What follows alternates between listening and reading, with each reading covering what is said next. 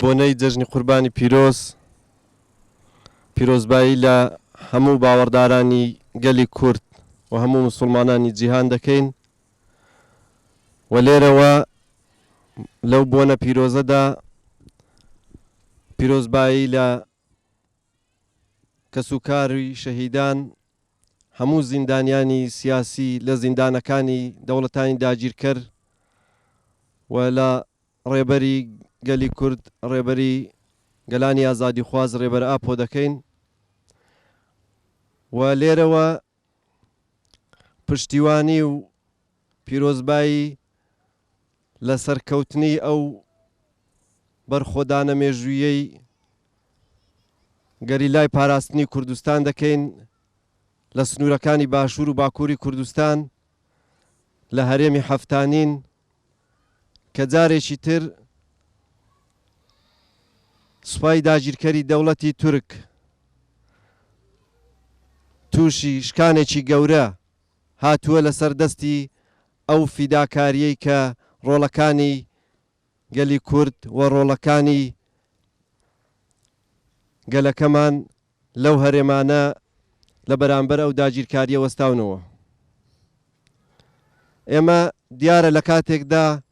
هەموو جیهان ڕوبەڕووی دۆخێکی سەختی ژیان بۆتەوە بەهۆی ئەو ڤایرۆسی کۆرۆنا و ئەو نەخۆشیانە و کاریگەری لەسەر ژیانی ئابووری هەموومان داناوە، کاریگەری لەسەر ژیانی کۆمەڵایەتی خەڵکی بەگشتی داناوە. جێگای خۆیەتی ئێمە ئەو دەرفەتە بکەینە دەرفەتێک بۆ هاوکاریکردنی یەکتر، بۆ ئاگالێبوونی زیاتری یەکتر، بۆ ئاشتبوونەوەی یەکتر و لە ئاستی کۆمەلگا بتوانین خۆمان بپارێزین و بتوانین پاراستنی خۆشمان بکەین.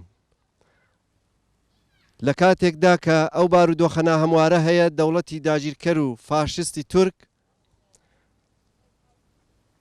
هەموو یاسا و ئاسمانی و زەمینیەکانی خستۆتە ژێر پێوە لە ڕۆژاوای کوردستان و لە باکووری کوردستان و لە باشووری کوردستان کۆمەڵکوژی لەسەر خەڵکی باوەڕدار، ژن و منداڵی بێدیفاع و بێتاوان ئەنجام دەدا. بە ناوی دینەوە و بە ناوی ئیسلامبوونێکی ساختەوە کۆمەلگای هەڵدەخەڵەتێنێ و ئەو فڕۆکانەی لەسەر ئاسمانی باشووری کوردستان دەسوڕێنەوە ئێستا شوێنی پێشمەرگە و شوێنە گرنگەکانی پاراستنی خەڵکی باشووری کوردستانیش دیاری دەکەن. ئەگەر بتوانن ئەو خەونەیان بێننەدی کە نایهێننەدی، بێگومان بێدوو دڵی هیچ ئیدارە و تەنانەت جاشەتێکی خەڵکی کوردیش قبوڵ ناکەن. بۆیە گرنگە گەلەکەمان بە چاوەکی گەورەتر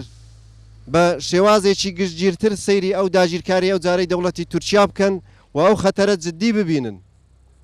و بتوانین بە یەکگرتووی خۆمان، بە یەکێتی خۆمان، بە یەکڕیزی خۆمان، بە ڕووکردنەگەلی خۆمان یەکێتی خۆمان پێک بێنین و پشت لە داگیرکەران بکەین و پشت بەگەلی خۆمان ببەستین. بەوەش دەتوانین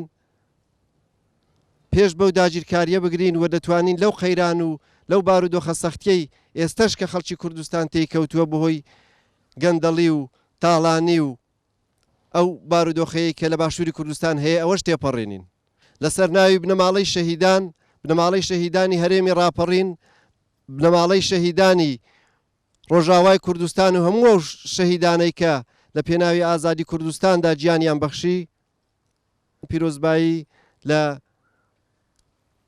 بنەماڵەی سەربەرزی شەهیدان لە تەواوی گەلی کورد لە هەموو خەڵکی وڵات پارێز و لە هەموو پارێزەرانی کوردستان دەکەین. شاد و سەرکەوتوو بن.